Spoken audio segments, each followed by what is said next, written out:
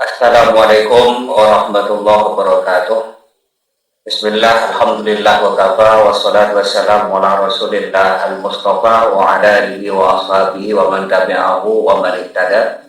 Pada kesempatan kali ini, perkenankan saya untuk menyampaikan tentang zakat dari segi pengertiannya, dasar hukumnya, jenis-jenisnya, syarat wajibnya, golongan penerimanya, contoh kasusnya, dan relevansinya dengan zaman sekarang ini. Mari kita ikuti bersama. Yang pertama yaitu pengertian zakat. Zakat adalah kewajiban bagi setiap muslim yang telah memenuhi syarat untuk mengeluarkan sebagian harta tertentu dan diberikan kepada golongan yang berhak sebagai bentuk penyucian harta dan jiwa. Kemudian yang kedua mengenai dasar hukum zakat. Dari Al-Quran disebutkan wa aqimus sholata wa atuz zakah, dan dirikanlah sholat serta tunaikanlah zakat. Al-Baqarah ayat 43. Dasar hukum dari hadis yaitu sabda Rasulullah Sallallahu Alaihi Wasallam, buniyal Islam ala khamsin, diantaranya ita'uz zakah atau menunaikan zakat. Hadis riwayat Bukhari dan Muslim. Selanjutnya yaitu jenis-jenis zakat. Ada dua, pertama zakat fitrah, yang kedua yaitu zakat mal. Zakat fitrah adalah zakat yang wajib ditunaikan pada akhir bulan Ramadan sebelum Idul Fitri berupa makanan pokok sebanyak 2,5 kg beras atau senilai itu, dan kurang lebih seperti itu. Jenis zakat yang lain yaitu zakat mal, berupa zakat harta meliputi uang atau emas atau perak, hasil usaha, pertanian, peternakan, pertambangan, dan lain-lain yang telah mencapai nisab dan mencapai haul. Perinciannya sebagaimana tabel bisa dilihat di video ini. Yang keempat yaitu syarat wajib zakat.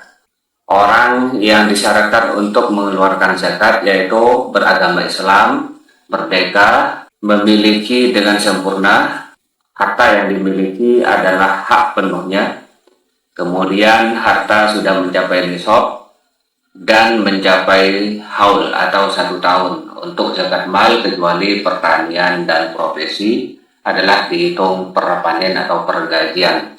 Yang kelima yaitu golongan penerima zakat atau disebut dengan istilah asnaf.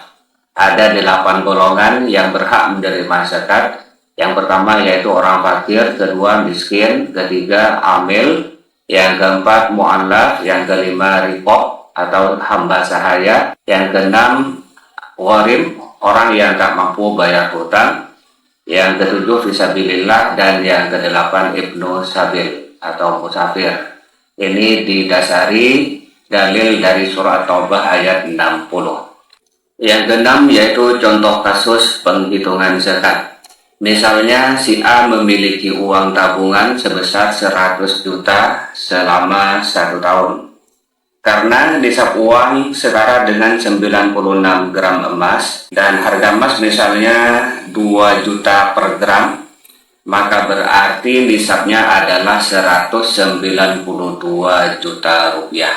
Sedangkan yang dimiliki si A hanya 100 juta rupiah, maka si A tidak wajib mengeluarkan zakat uang karena belum mencapai nisab.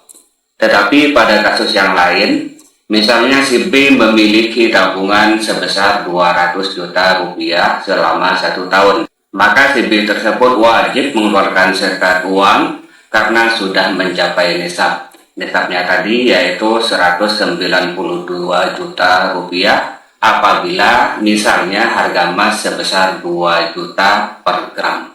Maka si B harus mengeluarkan zakat yaitu 2,5% dikali 200 juta rupiah sama dengan 5 juta rupiah. Berarti zakat yang harus dikeluarkan untuk uangnya yang ditabung selama 1 tahun sebesar 200 juta rupiah itu, zakatnya yaitu 5 juta rupiah.